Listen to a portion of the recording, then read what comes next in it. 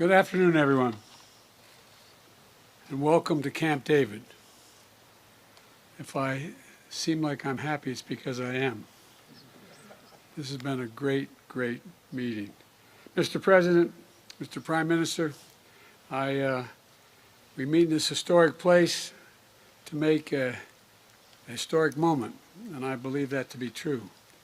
This is a new era in partnership between Japan and the Republic of Korea and the United States. Our new Camp David Trilat. That's what we have here. But before we dive into the progress we've made today, if you excuse, we used to say in the Senate, a point of personal privilege, I want to start by expressing my appreciation for the contribution that your countries have made toward the relief following the devastating wildfires in Hawaii. I want to thank you both on behalf of the American people. I also want to note that my team is closely monitoring Hurricane Hillary, which has the potential to bring significant rain and flooding to Southern California. FEMA has pre-positioned personnel and supplies in the region, and they're ready to respond as needed. I urge everyone in the path of this storm to take precautions and listen to the guidance from state and local officials. And you've heard me say it before, the Republic of Korea and Japan are capable and indispensable allies. Now to the purpose of why we're here. America's commitment to both countries is ironclad, and my personal commitment to bringing these three nations together was real from the very beginning. Since last summer, we've met on the margins of the NATO summit in Spain, the ASEAN summit in Cambodia, and the G7 summit in Japan. Today, we've made history with the first ever standalone summit between the leaders of our three countries, as well as our commitment to meet together on the leader level annually and to have all our relative cabinet member people meet on a regular basis from this point on. Not just this year, not next year, forever. That's the intention. And so I want to recognize the important work that both of you have done and the political courage, and I mean this sincerely, the political courage that you both demonstrated to resolve difficult issues that have stood in the way for a long time of a close relationship between Japan and Korea and with the United States. Your leadership, with the full support of the United States, has brought us here because each of you understands that our world stands at an inflection point.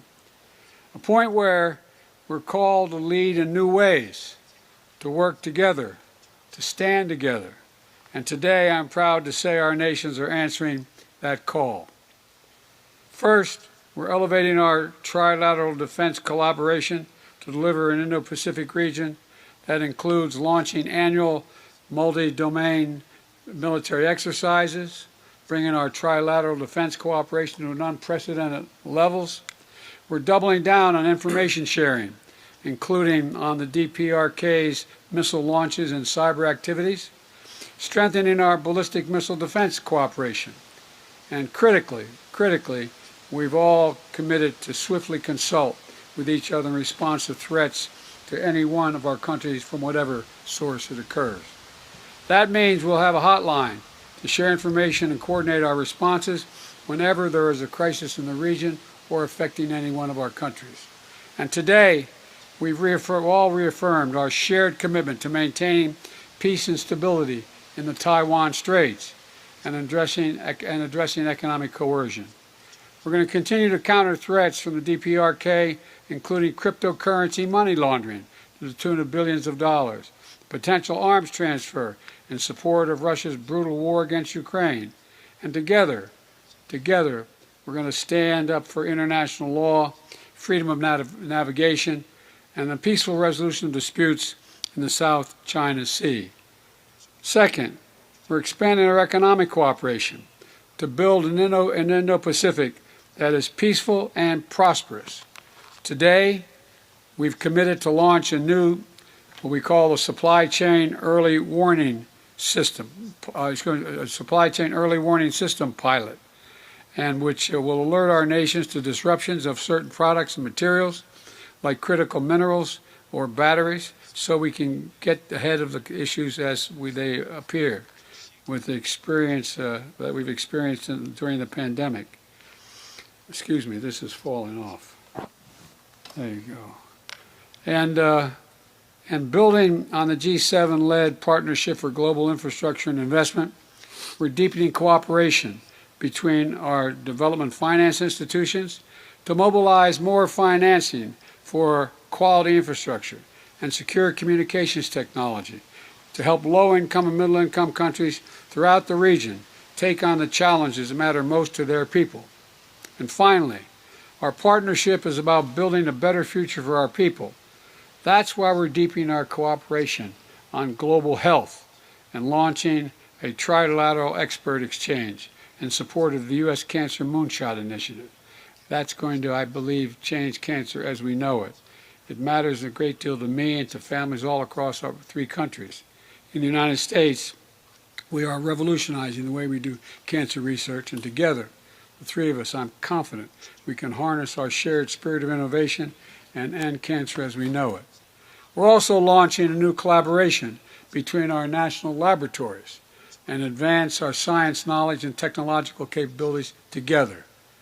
As we do, we'll work in lockstep to set the standards for safe, secure, and trustworthy emerging technology, including artificial intelligence, which a lot of work has to be done on. Let me close with this. Mr. President, Mr. Prime Minister, this is the first summit I've hosted at Camp David as President. I can think of no more fitting location to begin our next era of cooperation, a place that has long symbolized the power of new beginnings and new possibilities. In the months and years ahead, we're going to continue to seize those possibilities together, unwavering in our unity and unmatched in our resolve. This is not about a day, a week, or a month. This is about decades and decades of relationships that we're building. Mr. Prime Minister, Mr. President, I want to thank you for your leadership, and I say it again, for your courage that brought us together. And I look forward to working with both of you ahead. Now I will yield to, who am I yielding to? Distinguished guest, the President of the Republic of Korea. We needed the voice of God to tell us that. First of all, I'd like to thank President Biden for his warm hospitality. It is a great pleasure to visit Camp David along with Prime Minister Kishida. Camp David is a site that bears historical significance where important diplomatic decisions were made at critical junctures of modern history. In order to respond to today's unprecedented poly crisis, the ties between our 3 countries, which are the most advanced liberal democracies in the region and major economies leading advanced technology and scientific innovation, are more important than ever. From this moment on, Camp David will be remembered as a historic place where the Republic of Korea, the United States, and Japan proclaim that we will bolster the rules-based international order and play key roles to enhance regional security and prosperity based on our shared values of freedom, human rights, and rule of law. Today, we, the 3 leaders, held the very first standalone trilateral summit, marking a new chapter in our trilateral cooperation. Today, we have agreed on the Camp David principles that will function as the enduring guidelines for our trilateral cooperation. In addition, we have developed the spirit of Camp David, which is a document embodying the vision of our trilateral cooperation and ways to translate our will to cooperate into action.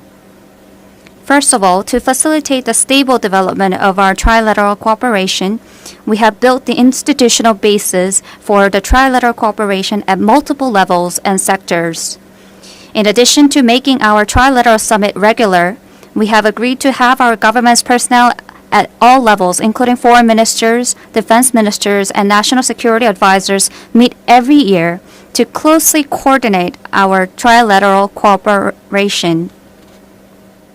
In particular, we, the 3 leaders, have agreed to establish a communication channel so we can swiftly coordinate and respond together in case an urgent issue occurs in the region.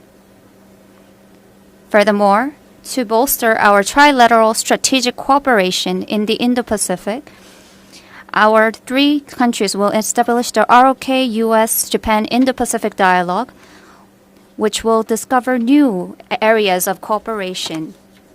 Also, along with the Economic Security Dialogue led by our three countries' NSCs, we have agreed to found a consultative body for development policy coordination and also build cooperation frameworks in various sectors, including global health and women empowerment. We have also decided to hold our ROK, US, and Japan Global Leadership Youth Summit to strengthen ties between our future generations. Second, we have agreed to step up our security cooperation to ensure our people's safety and peace in the region based on the now institutionalized cooperation framework.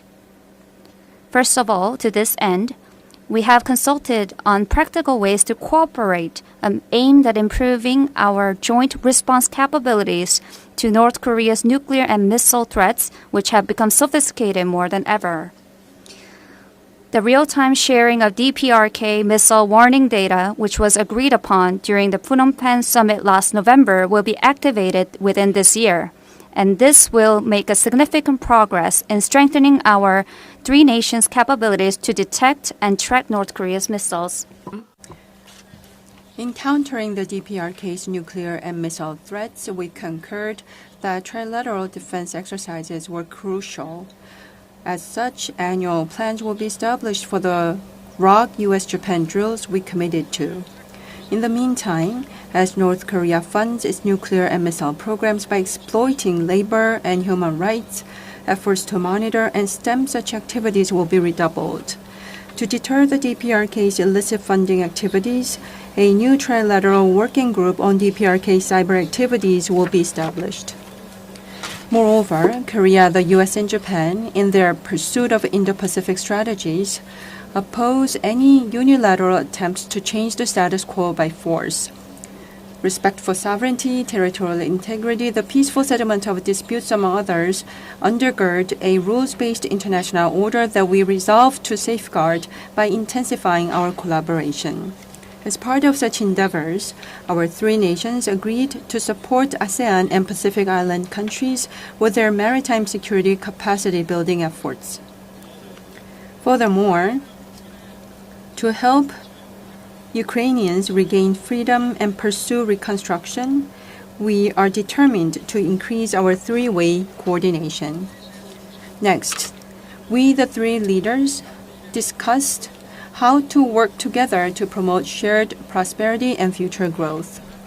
First of all, in the field of economic security directly linked to our national economies of the three countries, we will work to expand our strategic partnership. To ensure global supply chain resilience and energy security, we pledged to bolster our trilateral cooperation. To manage global supply chain risks, an early warning system will be established together. In addition, we decided to broaden our collaboration in the field of cutting-edge technologies to secure future growth engines. Specifically in AI, quantum, bio, and next-generation telecommunications and space sectors, cooperation among our three countries will deliver powerful synergies. Korea, the US, and Japan committed to have their national laboratories expand joint R&D and personnel exchanges, providing a cornerstone for the three countries' leadership in science and technology innovation. Moreover, for the sake of shared prosperity in the Asia-Pacific, in line with the needs of ASEAN and Pacific Island countries, effective support measures will be sought and implemented collectively. Today, we, the three leaders, affirmed our commitment to the trilateral partnership towards a new era and possibilities thereof. Grounded in the core values of freedom, human rights, and the rule of law, a strong alliance of values among Korea, the US, and Japan will help build a world that's more peaceful and prosperous by serving as a sturdy foundation. Mr. President, I thank you once again for your hospitality. Next time, I hope that we will be reunited in the Republic of Korea. Thank you. Distinguished guests, the Prime Minister of Japan. President. Thank you. First of all, in Maui, Hawaii, wildfires caused devastating damage. I express my sympathy, and I really pray for the peace of those who have lost their lives. In order to offer support, a total of $2 million worth of support by our country has been decided, and therefore the relief for the affected people and for the earliest recovery of the affected areas, Japan will proactively do our contribution. Today, I have visited Camp David, and the three of us have spent a truly meaningful time. I express my heartfelt gratitude to Joe for the kind invitation. Together with Joe and President Yoon, this has been a precious opportunity for myself to further deepen the relationship of trust and confidence. For the first time ever, instead of in the sidelines of multilateral conferences, we have held the Trilateral Summit on a stand-alone basis. Here at Camp David, numerous historical meetings have taken place, and it is a huge honor to have printed a fresh page in its history with this meeting. The foundation of the trilateral collaboration are the solid, firm, bilateral relationships. The three of us have understood this more than anyone else and have executed our understanding in practice. In January this year, I visited the United States, and later President Yoon visited Japan in March, and then to the US in April. And in May, I myself traveled to South Korea, and we have bolstered our mutual relationship. At the moment, the free and open international order based on the rule of law is in crisis. Due to Russia's aggression of Ukraine, the international order is shaken from its foundation. The unilateral attempts to change the status quo by force in the East and South China Seas are continuing, and the nuclear and missile threats of North Korea is only becoming ever larger. Under such circumstances, to make our trilateral strategic collaboration blossom and bloom is only logical and almost inevitable, and is required in this era. The three of us here today declare our determination to pioneer the new era of Japan-US ROK partnership. How we will advance the cooperation of our three countries going forward, I will discuss from three perspectives. Firstly, the coordination between the Japan-US and the US ROK alliances will be reinforced, and trilateral security cooperation will be brought to a new height. At this meeting, we agreed to hold the Japan-US ROK multi-domain joint exercises on an annual basis. Furthermore, regarding the real-time sharing of North Korea's missile warning information that we agreed last November, the initial steps have been implemented, and an important first step has been advanced towards the launch of the mechanism by the end of the year. We also agreed on the establishment of the working group on North Korea's cyber activities, considered to be the source of finance for nuclear and missile development, and on other matters. The second point is the promotion of cooperation between the United States, Japan, and South Korea, and the expansion of their areas of cooperation. Regarding the response to North Korea, in addition to strengthening regional deterrence and response capabilities, the three countries agreed to strengthen cooperation for the full implementation of sanctions and to work closely together in the UN Security Council, where all three countries will be members in 2024.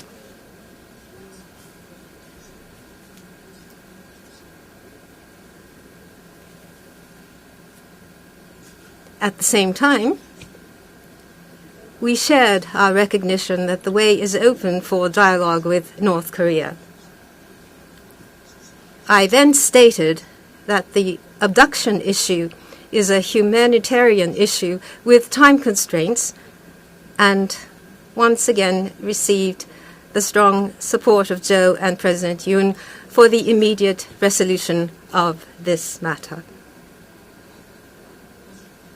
We also agreed to work together through the Indo-Pacific Dialogue and the development of cooperation to realize a free and open Indo-Pacific, and in particular to coordinate capacity building support in the domain of maritime security, particularly with regard to ASEAN and Pacific Island countries. Furthermore, we agreed to promote cooperation in the field of economic security, including critical and emerging technologies and supply chain resilience. Third, developing a framework for trilateral cooperation. This will create a foundation for continuous and stable enhancement of coordination among the three countries. After confirming that the three countries will promote multi-layered cooperation at all levels, it was agreed that the trilateral summit meeting will be held at least once a year.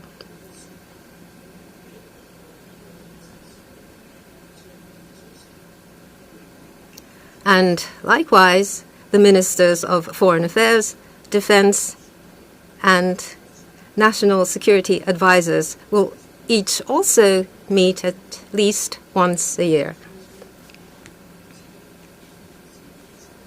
And the financial minister, as well as the industry and commerce ministers, will be meeting.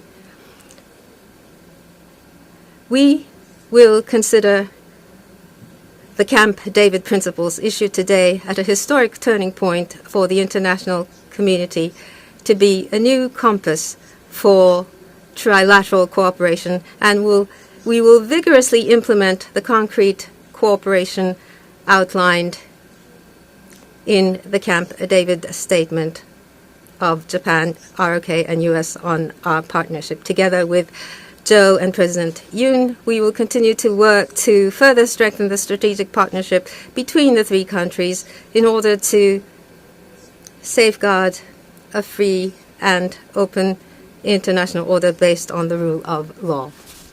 Thank you. Thank you. Now we have time for questions. President Biden, please select your reporter first. Samir of the AP. Thank you, Mr. President. I have a question for each of the leaders. It'll be brief but related. President Biden, first for you, how confident should Asia be about a robust American commitment to a nuclear umbrella when the commander-in-chief who preceded you and is looking to succeed you spoke openly about reducing the U.S. footprint in the Korean Peninsula?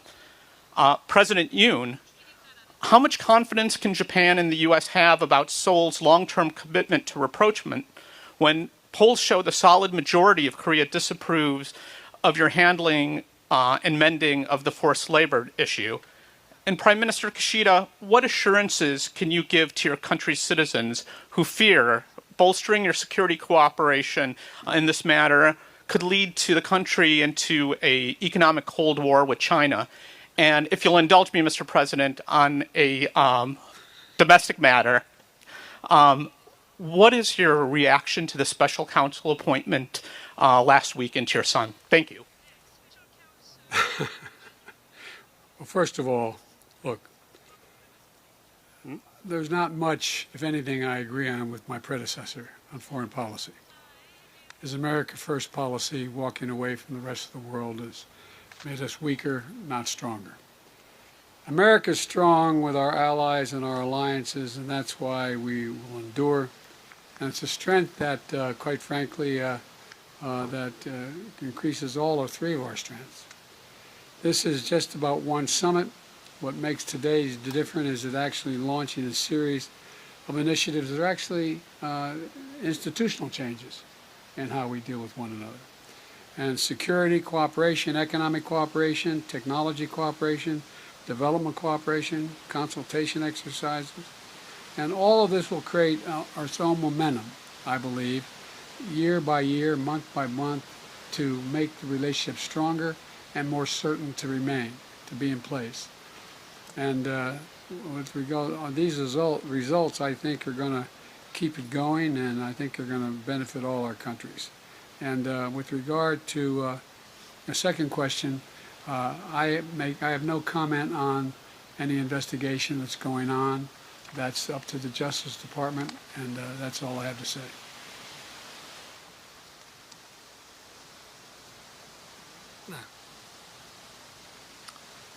제게 하신 질문에 대해서는 To the question that was directed to me, I would like to say that the treaty made between Korea and Japan that was made in 1965 and the following measures by the government and the Supreme Court's ruling in 2015 has some differences, but we have already implemented measures to bridge the gaps among them. And in South Korea, of course, there is public opinion that is opposed to the government's measures like that. However, from a perspective that's forward-looking, strengthening ties and improving relationship between Korea and Japan are important, and there is a shared understanding that this matters to our bilateral relationship as well as our future, and this is something we need to continue working on. Thank you for the question. First of all, at today's meeting, the rules-based international order and activities inconsistent to such rule-based international order and activities, the concerns have been shared, and the rule-based free and open international order must be defended. And going forward, U.S.-Japan ROK strategic collaboration will be reinforced even further. Such endeavors will continue going forward. Our country and for the surrounding countries, the response capabilities as well as defense capabilities will be bolstered, and by doing so, the lives and livelihood of our population will be protected, and the sense of assurance must be raised. These are the important activities. Having said that, with regard to China, last year in November, there was the Japan-China Leaders Summit, and there was a positive momentum. By maintaining the positive momentum, what has to be asserted will be asserted, and we shall strongly request responsible conduct. And we will continue and accumulate the conversation about multiple issues. We will cooperate with regard to common challenges. Such constructive and stable relationship will be established by mutual effort. That is my administration's consistent policy. Based on this perception towards regional stability, our efforts will continue. Thank you. President Yoon, next question, please. 질문. 네.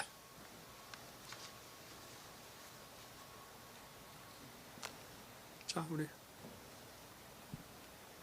Money Today. Please go ahead and ask a question. The reporter from Money Today, reporter named Jongjin Park, please go ahead with your question. Hi, I'm Jongjin Park of Money Today. First of all, I would like to ask a question to President Yoon Suk-yeol of the Republic of Korea. I heard that you stated that a new chapter has opened in our trilateral cooperation with the two countries. Compared to the previous summits, what would be the most significant outcome that you gained through this summit? And also, from the perspective of our people, what will be the benefit that the people of Korea would feel from these strengthening of ties? And now my question goes to President Biden. During this summit, the issues of detainees or prisoners of wars, and you mentioned that there will be further cooperation in these human rights issues, and you also said you would support the free and peaceful Korean Peninsula and the region. And what kind of shift would there be in your policy, and what kind of specific solutions do you have in these regard? Lastly, I would like to direct my question to Prime Minister Kishida. Today, we had the historic trilateral summit. However, there was much backlash and many concerns in Korea. However, President Yoon showed his political courage to do so. That's the international community's evaluation. However, there are still concerns that Japan is making very passive efforts to resolve our issues that still remain. And also, how would you be able to show your truthful willingness to resolve and improve our bilateral relations going forward? First of all, this trilateral cooperation amongst our three countries has opened a new chapter, and we made that announcement today. To talk about the differences from the past cooperation, for instance, in the past, it was about individual issues that we sought cooperation among ourselves. But now, as we have opened a new chapter in our cooperation for security, economy, science and technology, and development cooperation for the Global South, health, and women, across all of these issues, our three countries decided to closely work together, so it's much more comprehensive in nature. Such comprehensive cooperation has been launched by us today because currently we face complicated crisis and the threat from the DPRK. And across the world, we believe that we can together make a contribution to freedom and peace around the world. So that is our foundational understanding and our common and shared interests of the three countries, and not just for exclusionary interests of ourselves. Our interests are well aligned with the universal interests of the members of the global community. That's where we find our shared interests lie. And at the same time, this framework of comprehensive cooperation among our three countries will contribute to global supply chain resilience, global financial market stability, cooperation in the frontier technology sectors and science. Our three countries together have the best-in-class expertise in science and technology, and we are the ones who are implementing liberal democracies. Naturally,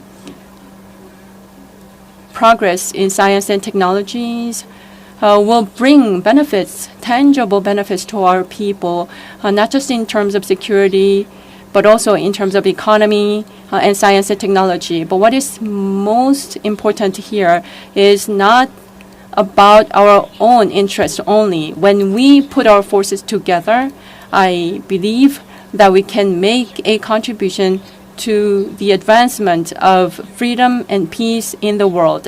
And that's exactly where our interests are aligned.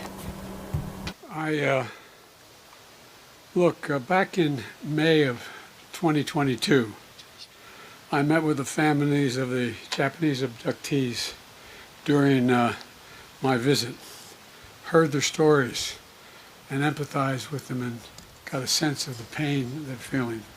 It's real. We know there are many families out there who still wait and worry and wonder, and we're not going to forget about them or their loved ones. And there's clear language on this on our joint statement. The bottom line is this, that we share a common position. We're committed to working together to see the return of all prisoners of war and those who have been abducted and detained. And by the way, one of the things we get asked many times, and I wasn't directly asked but implied, is what makes us think any of this is positive? Success brings success. When other nations see cooperation in the region, they make judgments about would they be better off if they make commitments? Will they move?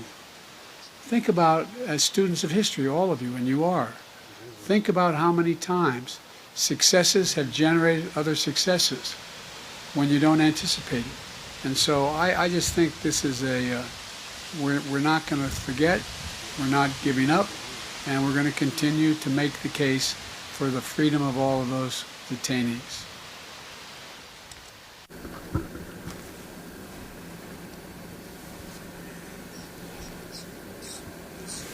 With regard to your question for me, first of all, I have strong feelings about strengthening bilateral relationships between ROK and Japan. I share that with President Yoon. The two countries, in dealing with international challenges, should cooperate. We're both important neighboring countries. And so friendship with President Yoon and a relationship of trust based on this, both countries as partners should open up a new era. And that is my thinking. This year, President Yoon came to Japan, and I visited the ROK. At international fora, we have repeated meetings. We have had repeated meetings.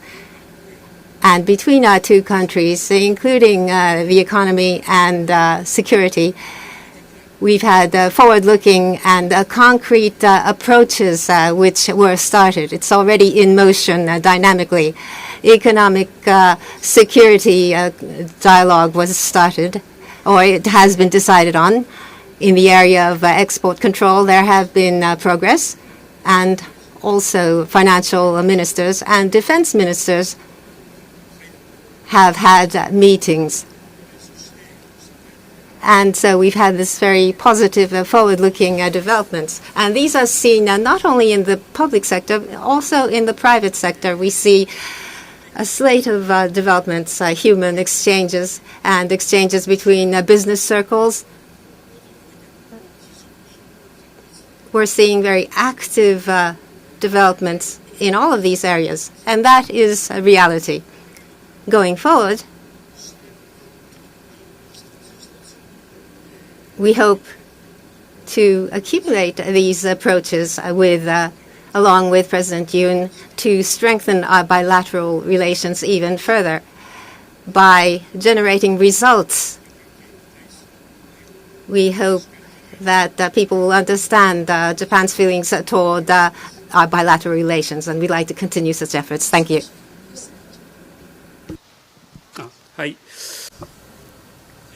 Thank you very much. Then let me see from Kyoto, Tajiri-san, Kyoto News.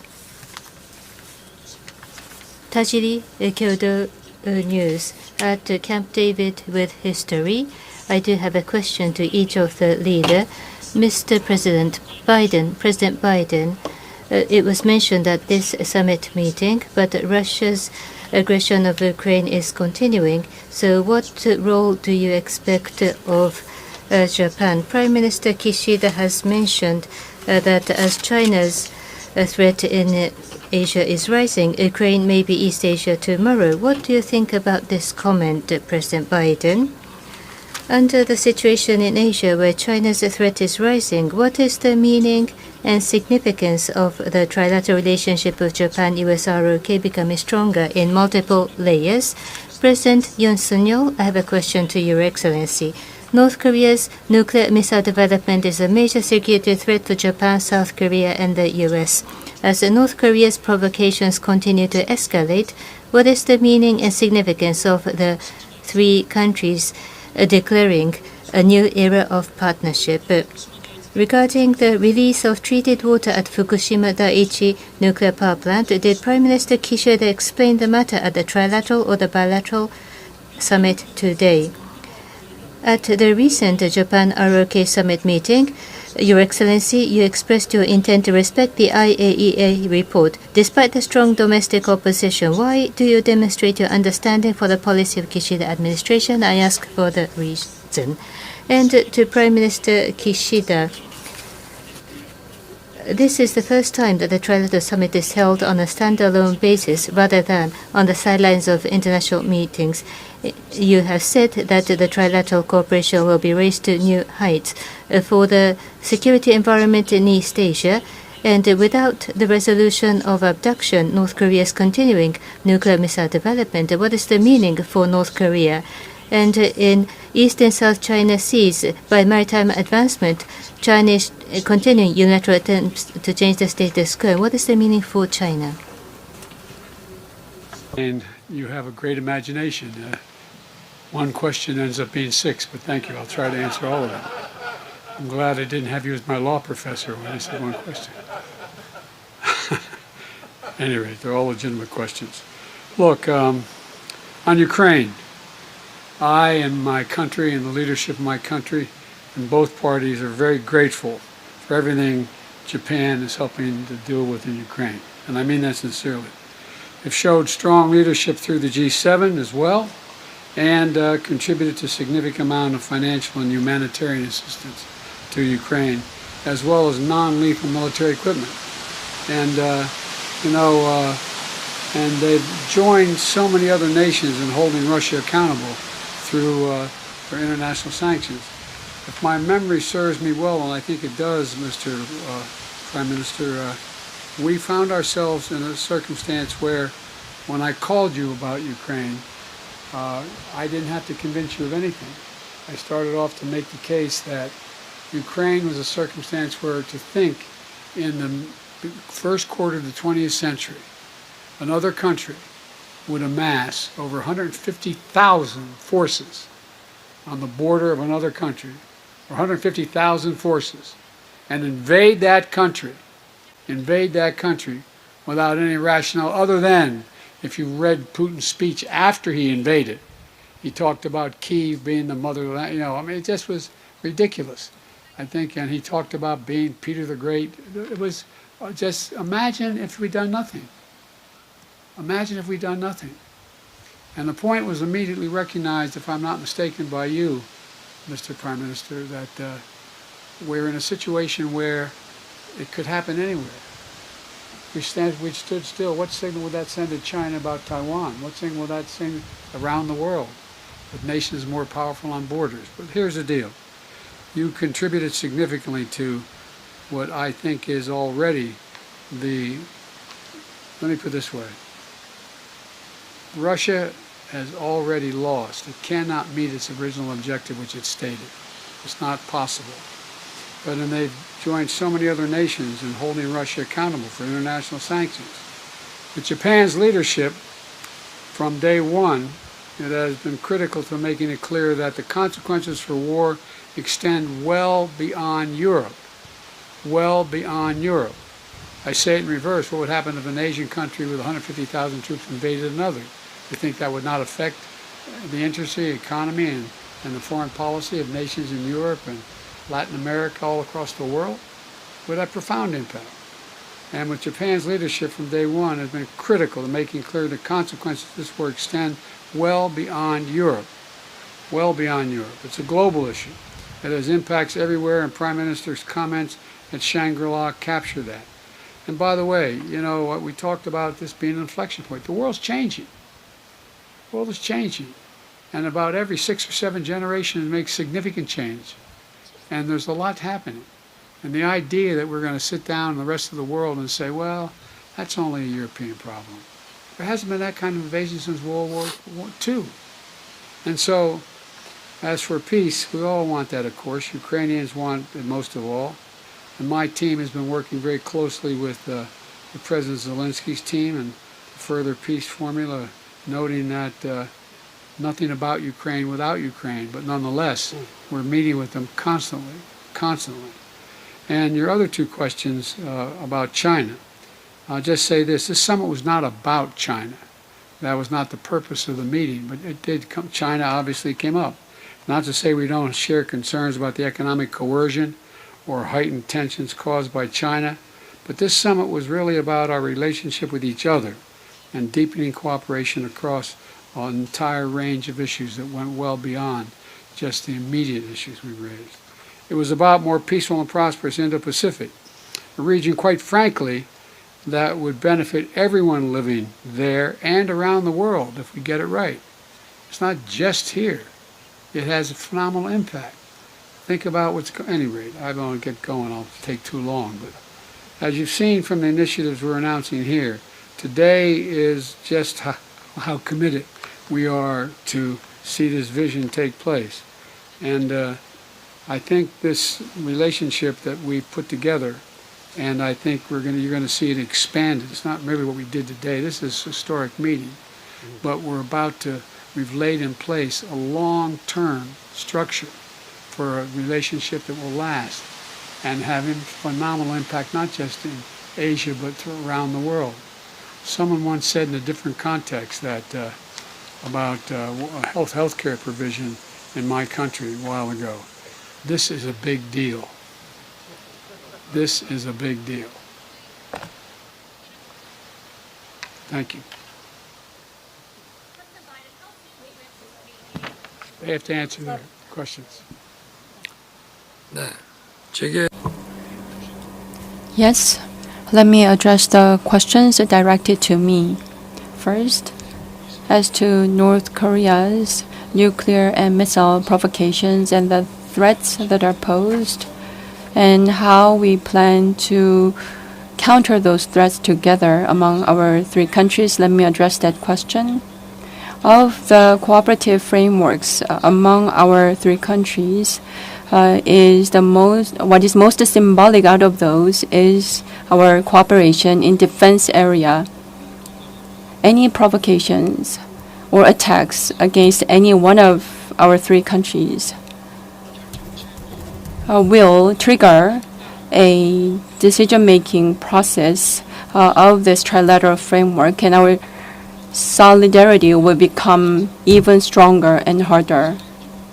And at the same time, missile information will be shared in a real-time basis, and systematic training and drills will be implemented in accordance with the systematic annual schedules, regular schedules, and regular trainings that we plan to carry out together against the DPRK's missile provocations. That will be our response. And at the same time, regarding your question concerning the water release from the Fukushima plant, as a matter of fact, that issue was not addressed during our summit because it was not on the agenda. But still, let me try to address that question. The Fukushima plant's treated water, if it's going to have some type of impact, it would flow through the entire Pacific Ocean, having an impact not just on our 3 countries, but all countries around the world. As such, for the sake of safety and health of the people of our 3 countries and all members of the international community, that should be something that we need to place the highest priority on. Regarding this treated water based on scientific principles, all of the processing should be carried out accordingly. And at the same time, internationally recognized and reliable IAEA's investigation results are something that we can trust. And I would like to make sure that everything is conducted and carried out in accordance with the procedures established by the IAEA, together with the international community and also together with the Koreans. Transparent data disclosure would be necessary, in my opinion. Thank you. The question to myself, as you mentioned, nuclear and missile development by North Korea or unilateral attempts to change the status quo in the East and South China Seas are ongoing, and the security environment surrounding our three countries, it is becoming increasingly harsh day after day. Under this backdrop, on this occasion, we agreed to enhance the coordination between the U.S.-Japan and the U.S.-ROK alliances and to bring the Trilateral Security Cooperation to new heights. This is indeed the requirement of this era, and by this summit, I am sure that the Trilateral Security Cooperation will further advance and reinforce the regional peace and stability. In particular, with regard to North Korea, we were able to put forward concrete results such as the implementation of annual Japan-US ROK multi-domain joint exercises and the establishment of a working group to address North Korea's cyber activities.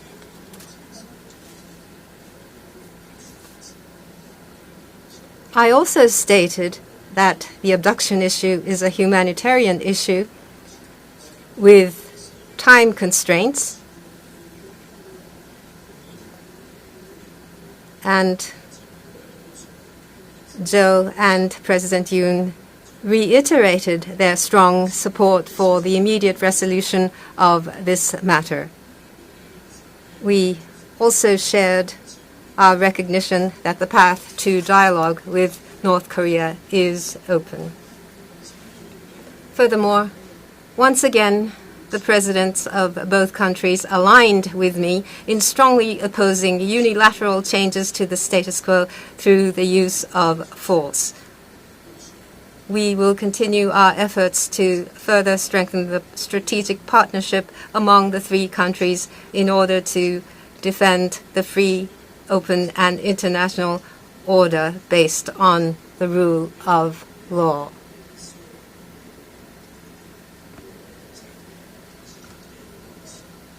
That is all. Thank you. Concludes. I expect and hope to follow up on our conversation on Bali this fall. That's my expectation. Thank you. This concludes our press conference. Please stay seated as the leaders depart, please. Please stay seated.